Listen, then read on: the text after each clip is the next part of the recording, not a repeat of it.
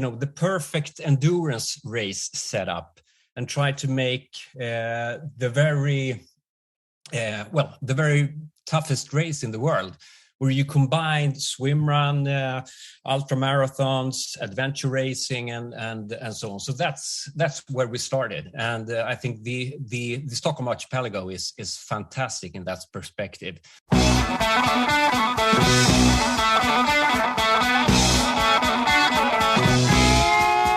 Welcome to the Low Tide Boys, a Swimrun podcast. I'm Chip. And I'm Chris, and this is episode 104 of the show.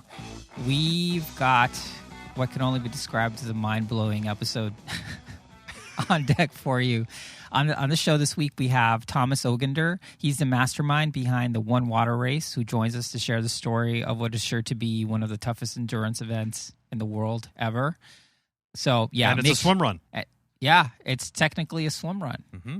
So make sure you're sitting down when you're listening to this one, I'd say, because there's a lot going on there. It's epic. Yeah, it's pretty epic. But first, on to our training update. So this is our off-season's almost over update, because next week, January 1st, actually, as it turns out, we're kicking off training with ÖTILLÖ Catalina, the World Series distance coming up, and then right into Swimrun Lake James. And that's as far as our race calendar's planned for 2022. I have a question for you. Let's have it. Are we going to keep the same hashtag, the hashtag LFG? Or do we have to do like LFGA? Like let's go again? Go again. Or fill it up again or something. TBD. I guess we don't need to sort it out on air. We don't need to hammer it out. We could just keep LFG. Yeah, LFG works. Unless we're inspired by a new one. Yeah. Then we'll just go with that. Fair now, enough. on to this week's shout-outs. Yeah, so this week we're shouting out 4 new patrons on Patreon. Lee, Helene, Lindsay, and Amy. We're super grateful for your support. You all rock. Really stoked to be doing some more content on Patreon specifically. A 4-pack of patrons this week. Yeah. Love awesome. it. Awesome. Yeah, Chris and I were just hammering out and talking a little bit about it. We're going to go for like 45 minutes to an hour of just kind of once a quarter hang with the Low Tide Boys. If we'll try to swing to get maybe a coach on or some other notable people in the swimrun industry. People who you can ask questions to, you can trust the answer, basically. Yeah. But yeah, we're really looking forward to fleshing that out. Plus some really sweet discount codes. If you've been looking at some merch, there's pretty hefty discount codes in there depending on what level you join at. But again, thanks everybody for that. Really helps keep the ball rolling. Definitely. On to this week's Feats of Endurance. This week's winner is the one and only Lars Finanger and Lars's wife. You might know him as the race director of Ödyssey Swimrun, but did you know that Lars just casually can drop 10,000 yards in this pool on a swim in just under 2.5 hours?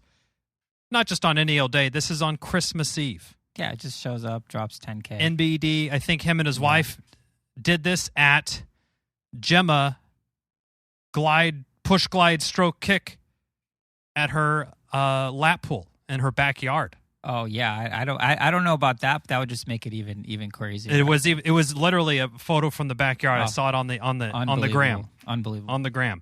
So kudos, Lars. Bumper stickers in the mail. Yeah, for us mere mortals, that's pretty speedy. Yeah, I think we have done 1 year for my birthday, I dreamt up a 100 by 100, which equals 10,000. Yeah, Chris. Yeah, of course. Was there for I think I was there for about 8,000 yards, and then I was like, "Why am I doing this?" You're like, "Why are you?" And you, It's been like 2.5. I'm gone. I got to go to work. Anyway, it was still fun. Well, thanks for coming. I think that took me. That was over 3 hours. Yeah, I would say close to 3:30, probably. I feel like. Yeah, be interesting to see how fast we do it. Anyway. Yeah. Let's not. What are you doing on the January 2nd? Not swimming 10K. So join our Low Tide Boys Strava Club, and you could follow around with all the swim runners around the world as they train for swim runs, life, and other stuff. Yeah. Now for this week in swim run.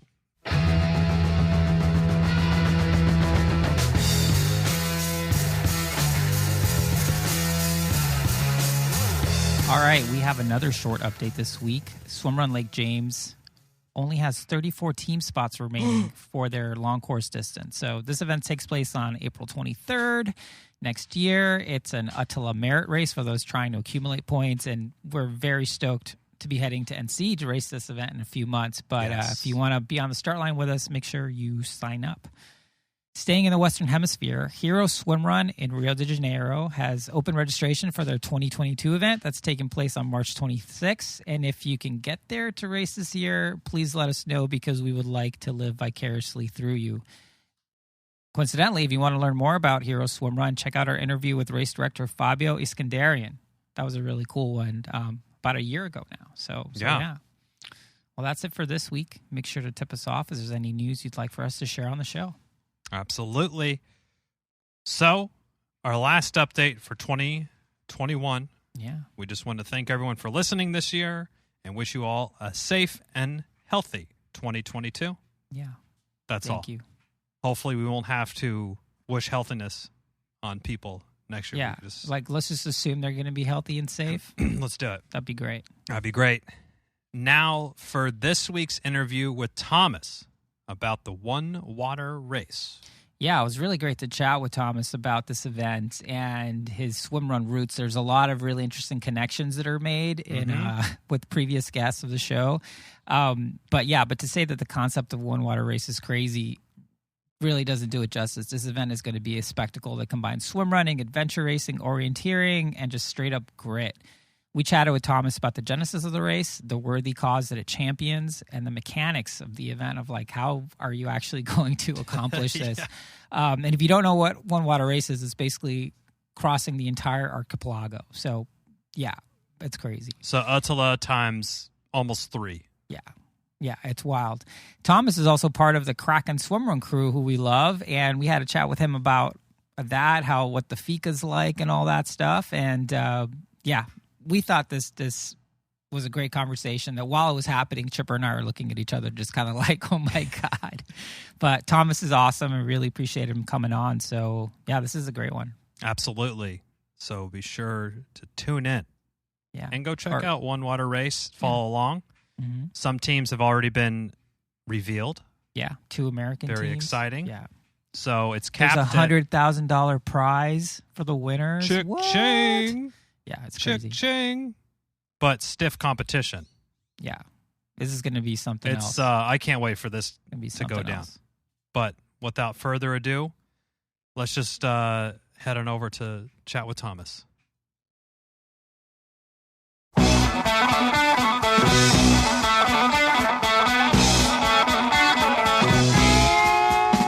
stoked today that we have Thomas Ogander on the show. Not only is he a very accomplished swim runner, part of Kraken Swimrun, one of our favorite swimrun crews, but he's also the man behind the One Water Race. So welcome to the show, Thomas. Thank you very much. Nice to be here. Yeah, we're super, super stoked that you agreed to come on. We have a lot of questions for you, Let's start with this One Water Race. It was recently announced that this is happening. It's a thing. Why don't you tell all of our listeners what is this crazy event that you're doing? Yeah, it's a totally crazy event, and actually, it has been in the loop for a while. But we started planning it like maybe 2 years ago, and actually I started in 2014 when I had done like 4 or 5 ÖTILLÖ. I was looking at the distance Arholma Landsort, which is the entire Stockholm archipelago, and then we started to plan this race not only as a race but also as a foundation to highlight the climate and water situation. So that's the main part. That's why we call it One Water Race and so on. So it's a part of the organization One Water. But then we took a look at the distance, and I actually would like to find the perfect endurance race setup and try to make the very toughest race in the world, where you combine swimrun, ultra marathons, adventure racing, and so on. So that's where we started, and I think the Stockholm Archipelago is fantastic in that perspective, and the distance is I love it. So it's basically it's a team race. We took some parts from adventure racing, so it's a team race. You have to be 3 racers, and both sexes must be represented in the team. Mm-hmm. And it's also start Arholma, finish Landsort, free choice of route, so we have no course. And it's not until you start the race so that you know which checkpoints you need to pass on the way. So you cannot plan your route in advance either.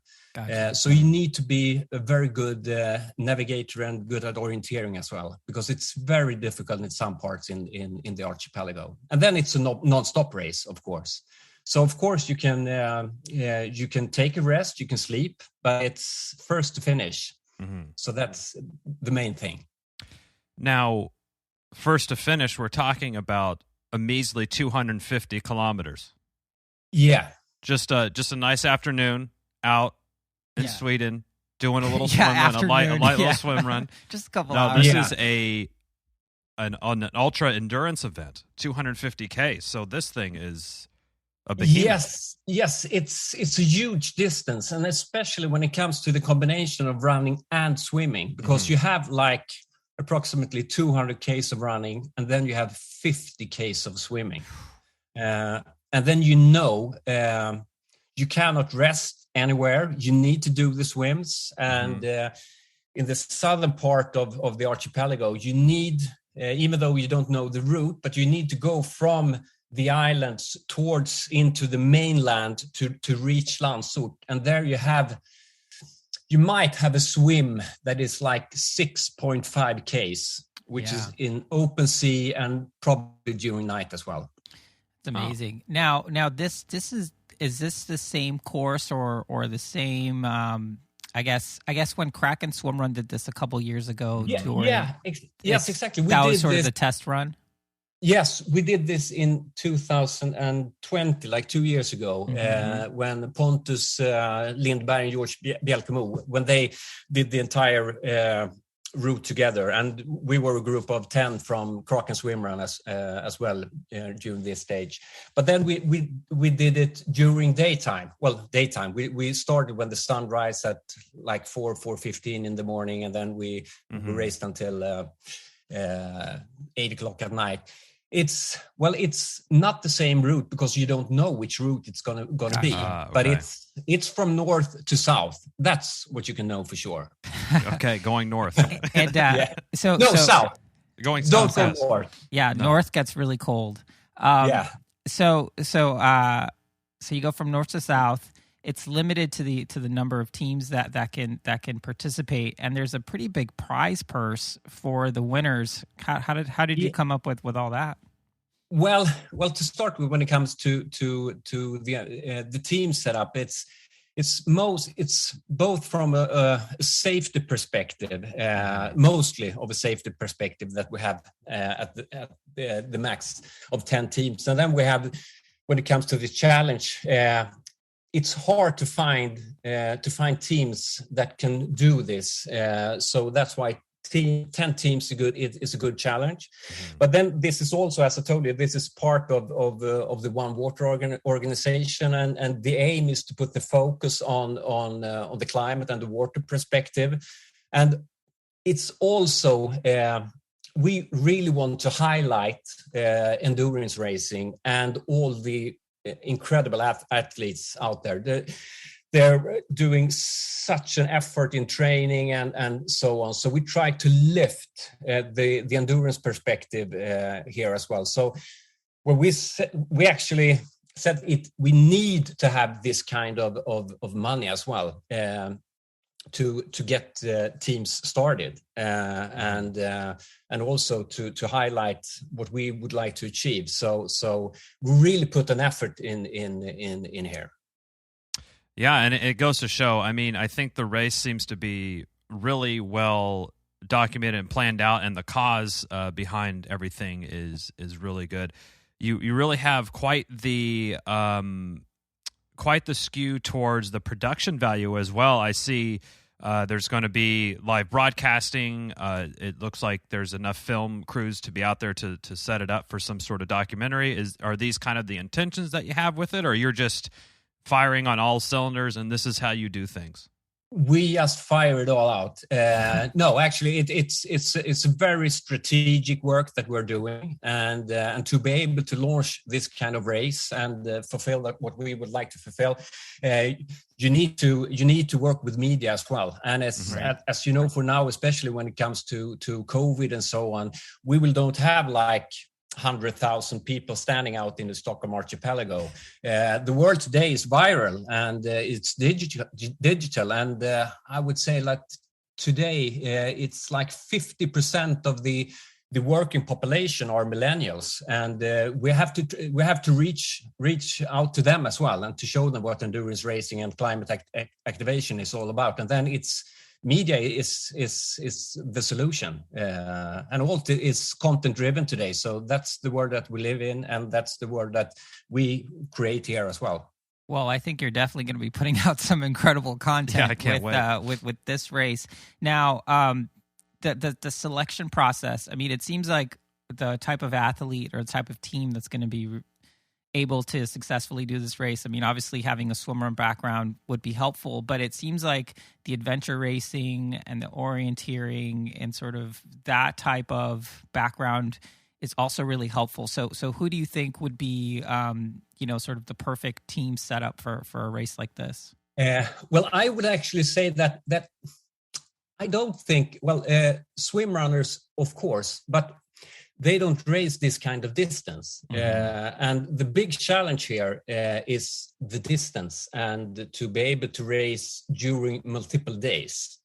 And then when you add the orienteering as well. So I would say that adventure racing teams would probably be the best for this kind of race. Then of course we have incredible swim runners as well, but then you have the orienteering as well, and the multiple days. And actually now we have I think we have between 11 and 13 teams that have applied already. Oh, great. And we have, I cannot tell you who they are, but we have 2 incredible US teams. Ooh. Yes. Color us intrigued. And they are not from the swimrun community. They're from adventure racing. Well, some has a kind of swimrun background as well, of course. But it's 2 really, really interesting teams.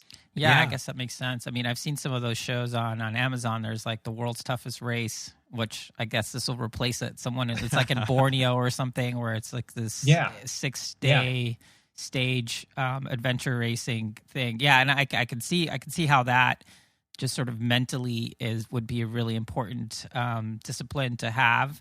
But I guess you also have to be able to swim, 30 miles. Yeah. Yeah, you definitely have to be able to swim. But it's interesting as well, because when we have done this in different kind of setups now twice, and it's really interesting when it comes to this kind of distance. The difference between men and women are not that big in these kind of endurance racing. And that's really interesting as well. Is that because the length of the event kind of just puts a nice leveling out on the entire field, that there's no big gaps or opportunities, or is it because the teams have the requirement to have mixed gender teams on there? Or what do you think is the cause? I would say it's the mental part of it, where women are really strong mentally. And in this kind of race, you really need to have a strong mentality to go together as a team as well, and help each other and so on. And that's the big difference, I would say. So I'm going to go out I'm going to make a prediction already, Thomas, if that's okay. I'm predicting, sure. I'm predicting that whatever team Kristen Larson is on, That's where I'm putting my money. That's a fair prediction. We'll win. Yes, definitely. Yeah. That's what I think. If she's doing it, my money's on her. Now, so let's talk a little bit about Kraken Swimrun. You know, we love them. We've had George and Pontus on the show multiple times. You know, they're the ones who kind of introduced us to that group and the whole idea of training hard, but then also sharing a fika. You know, we know that group started around 2012. Can you tell us a little bit about the origin story of Kraken Swimrun? Yeah. Well, actually, it was in the beginning of anyway, my swimrun background in like 2010. We were a group of mainly triathletes, actually, who swam together in Stockholm. And of that group, some of us started to do ÖTILLÖ and focused more on ÖTILLÖ and swimrun. I did it for sure. I did triathlon before, and when I did ÖTILLÖ the first time, I was totally. I sold my bike immediately. I love it. That was the first thing I did. I sold my bike. No, I love ÖTILLÖ and swimrun. So that's we started to fika a lot, and there we got to meet each other. Me and George, we were actually in the same triathlon team to start with, and then we trained, and then we started to fika, and we were actually, of course, interesting, good athletes, but above all, good friends, I would say. So we just, found each other as friends and training buddies, and not as least fika buddies.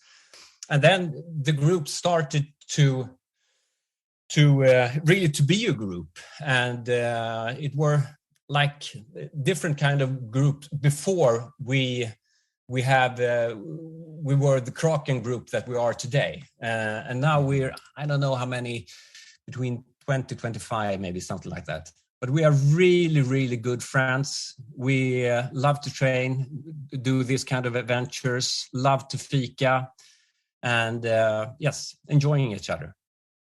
Nice. That sounds like a great little thing you got going on up there. Yeah, exactly. And then it's we have George and Pontus and Christine and Annika Eriksson as well. These kind of athletes, they are always on front row when it comes to training. Me, myself, I always arrive a little bit late to the training sessions. But I'm first at the fika. Nowadays. Hey, you're first in something, at least. Priorities. You got your priorities straight. No, but we are a really, really good group of friends. That's so cool. I mean, I love that, and I think you see that in all the posts and everything. Anytime anyone does something, there's always like a cake afterwards, exactly, which I love. Now, I mean, I'd love to get a sense from you. So, you're obviously Swedish in the country where the sport was invented. 2010, 2011. That's pretty much the early days of ÖTILLÖ. Like, what was it like? I mean, obviously now it almost seems like a totally established sport. Yeah. But back then, I mean, there really weren't that many events. Can you tell us a little bit about what sort of the swimrun vibe was back when you found it? When you sold your bike. No, but back then it was just a crazy event. Then you couldn't really imagine going from Sandhamn to Utö. And it was really like an adventure thing back then. And I started I think it was the year after they stopped with, they have had bikes at Unö, Yeah, beach cruisers. Yeah, exactly, because nobody got to the finish. But at that time, it was more like an adventure. And then we went by boat from Saltsjöbaden, quite close to the Stockholm city, and then out to Sandhamn. It on the ferry, it was like, you knew everyone. It was it was really like a family thing that when you did ÖTILLÖ from that start. And so it was really intimate and special. I would say it's still special, but the family feeling, so to speak. Everyone, and then it was really fun to be part in that development from the beginning. And then when I started to race with Erika, as you talked about before, and so on, so. Yeah. And I remember one year, Björn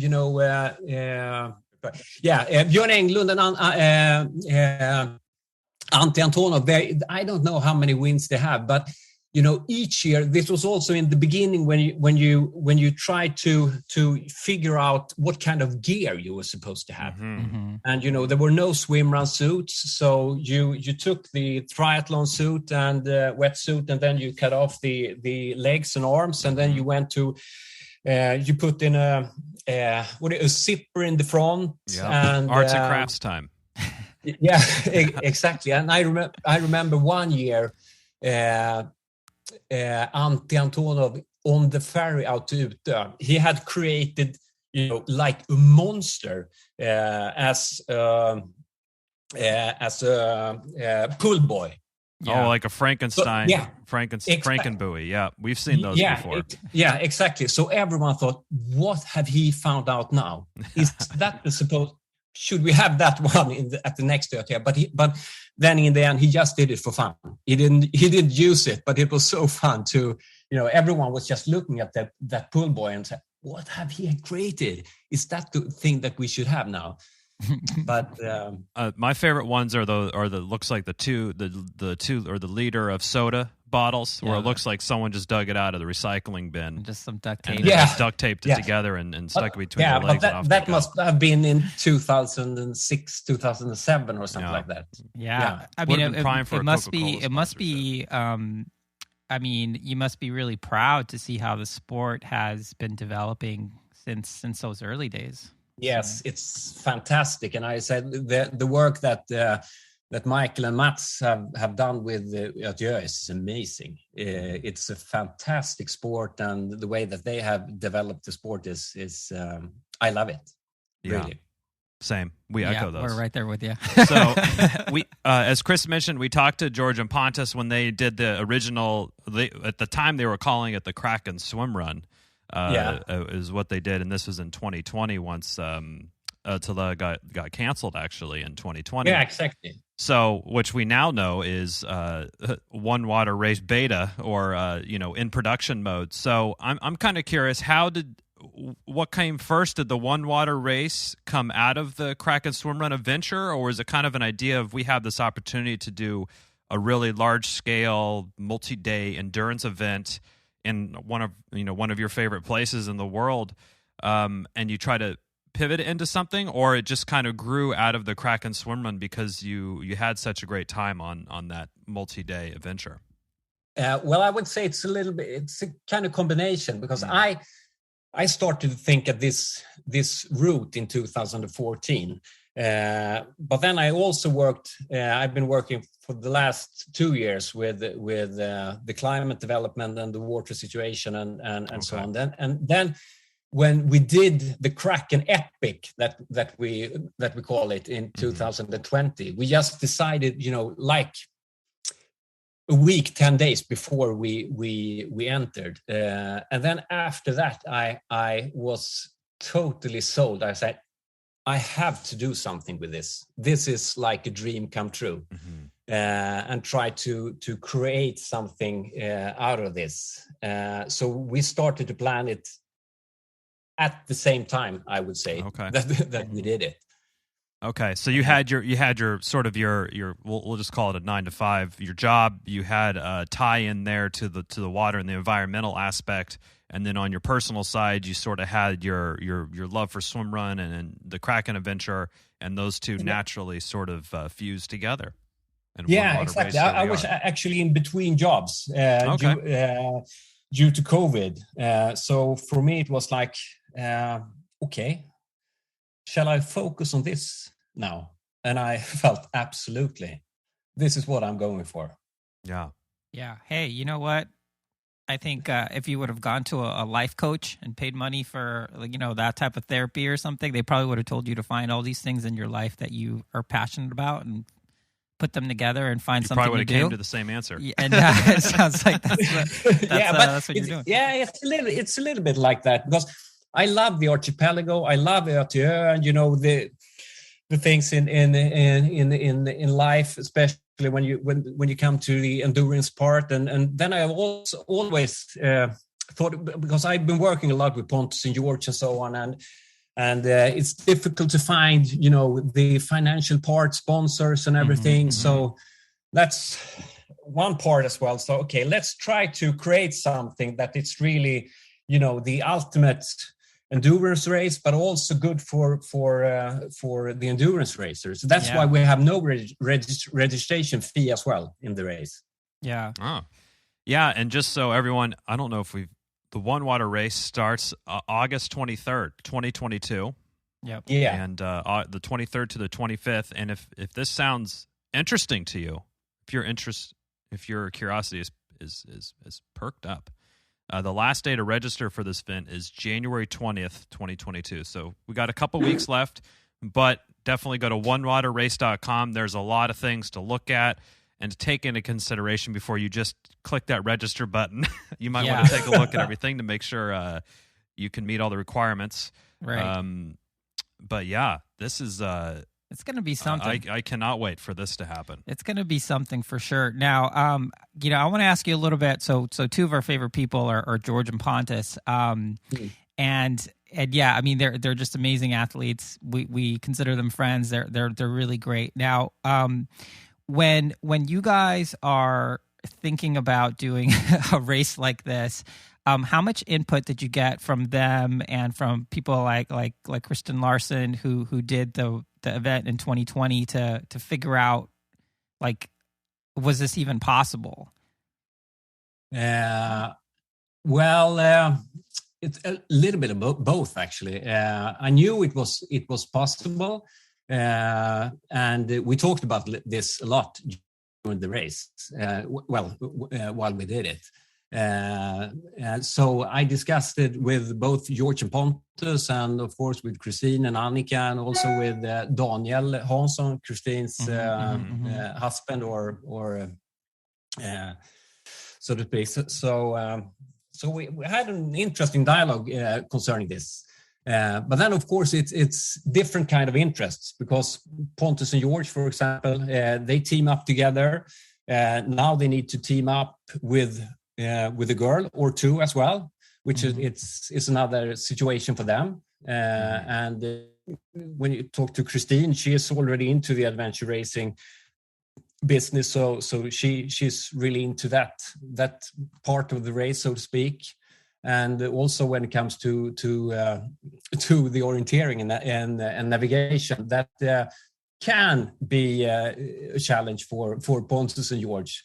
But that's the race as well. I think that sets another level when it comes to endurance racing. Yeah. That it's not a course. You need to be good at navigation and orienteering to find the right way, and you have to choose if you should swim more, if you should run more, and so on. So it's I think that's a very important part of the race. Yeah, I mean, but of course, we talk about it. We had we always talk about it, and we talked about it yesterday when we did the Fika our last after our Sunday session. So nice. I love it. Well, I have to be honest with you. I think I would be a little bit screwed on the orienteering piece. When ÖTILLÖ dropped the compass mandatory race equipment, I was elated. Yeah, but it seems like I'd be screwed on this one. Yeah, well, actually, when we did it this year, we did it more like a relay this year, just to get the feeling of the black August nights and the cold as well. But then we took in a girl called Johanna Engström, And she's a 3-time Swedish champion in night orienteering. But even though we had her, we did get lost. So it's really, really tough navigation and orienteering at some islands. Yeah, amazing. I'd bring a flashlight. I would say a very big challenge is the dark nights and the cold in August. It will be extremely cold, I would say. So, Chris and I aren't overly familiar with the adventure racing scene, but we do know there's lots of gear involved in there, and it sort of takes a little bit. We have a little bit of contrasting gear options here, as you mentioned. When you were doing ÖTILLÖ in the early 2010s.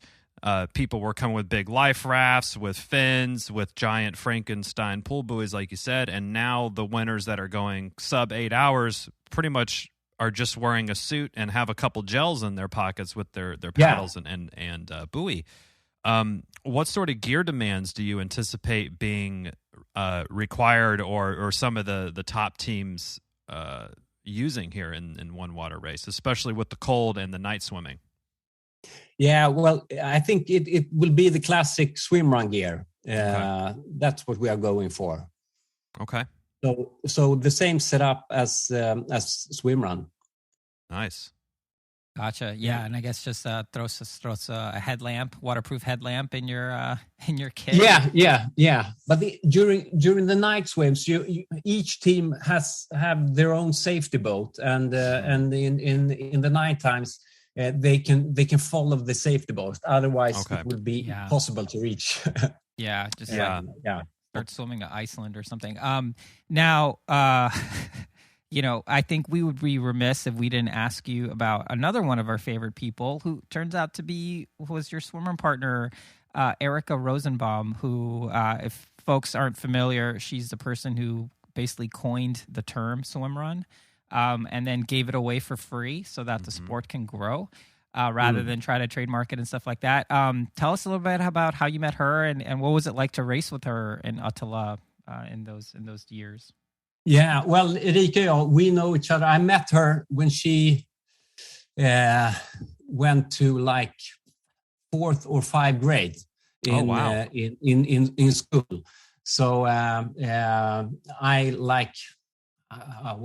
almost 8 or 10 years older than her, but I worked in the school that she went, so I knew her from a very early start, and then we swam together in 2009, 2010, and then we decided to go for ÖTILLÖ. We are really, really good friends, so we had so much fun. We did ÖTILLÖ 4 times. It was in the early days. We have 2 podium finishes. Nice. Finished 3rd. But we had such a great time. I don't know exactly which year she coined swimrun, but I think after she did ÖTILLÖ like 2 or 3 times, or maybe 2 times, she also fell in love with the sport and started to do swimrun sessions quite close to the city of Stockholm, and then she coined the expression swimrun, the sport. Yeah, that's right. Hellas, because, right? Yeah, because she Hellas, also yes, exactly. Yeah, I mean, not only did she coin the name, she also essentially created the forced short course swimrun. Yeah. Because, and there's like a little route, like a trail that's on. Now it's like marked and stuff. Yeah, because up until that point, it was just ÖTILLÖ. Yeah, but we did 4 ÖTILLÖ together, and we laughed every time, and we had so much fun together. And I remember, especially one year, I just had my first son, and I was not in shape for ÖTILLÖ. And then, like at Unö, my stomach just totally got wasted, and then we raced for 3rd place, and she pulled me for like the last 2.5 hours. Wow. And I was just totally empty when we got to the finish line. We got third, but I was in the safety tent, or what do you say? So you're in the med tent. Yeah, the med tent. I couldn't be on the podium. Wow. Oh wow. We're getting an IV, and Erica was just taking 2 medals. Huh? Wow, that's amazing. Yeah, I mean, Erica's awesome, and it's just funny. Yeah. We were talking about before we started recording, how just to tie that thread. That's like, we interviewed her way back, episode 22 of the show. So a long time ago. Now, as someone who's been obviously involved in swimrun for a long time, professionally in the sports world, you got this one water race happening. What does the future of swimrun and sort of adventure racing look like for you? Yeah, well, I think swimrun has a little bit of a challenge right now, of course, due to COVID and so on. But it's a little bit when it comes to the regrowth of the sport, so to speak. I think we need to find some more attraction for younger people, for the next generation, so to speak. I think that swimrun has a huge opportunity to really grow as a sport, and I think it will do that within the next couple of years. And then when it comes to the combination, well, if you look at adventure racing, I think this is like 2 different things, I would say. But I think it's an interesting development as well to have more like adventure stages where you're just using your own body. If you take the part from adventure racing, if you take away the bike and so on, so you're just using the body as in swimrun. I think that's really, really interesting, and that's the response that we have got from One Water Race as well. Yeah. Oh. Well, you've already the demand is already higher than the supply, so that's a good problem. And I passed Econ 101 in college, so I know that's a good thing. Well, it sounds like you're ready to have quite the successful event on August 23rd in 2022, and I know that Chris and I will definitely be tuning in to watch this thing unfold, and hopefully we can have you or the winners potentially even back on here to talk all about it. Yeah, sure, and I will definitely invite you to Sweden as well. Well, thank you.